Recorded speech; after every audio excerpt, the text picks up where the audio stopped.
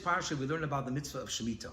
When we entered the land of Israel, God commanded us to count cycles of 7 years, and on the 7th year was the year of Shemitah, a sabbatical year.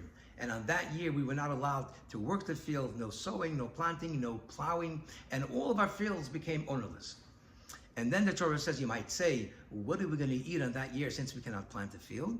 Says the Torah, God says, I will command my blessing on the 6th year that it will yield so much produce that it will last for 3 years.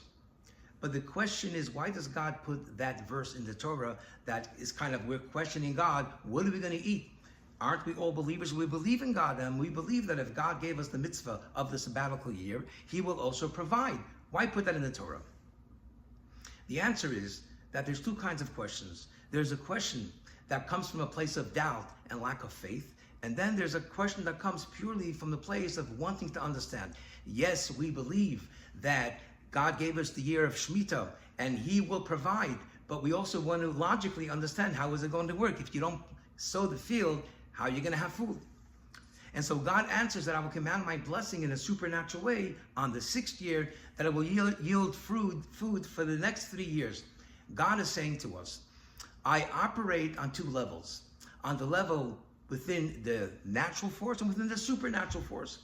If you do my mitzvos, God says, I will bless you in a miraculous way, in a supernatural way.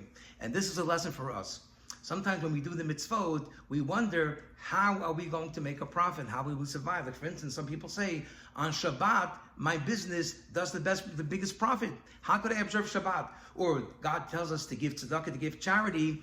Well, if I give charity, or tithing, or a fifth of my earnings, I'm going to have a loss.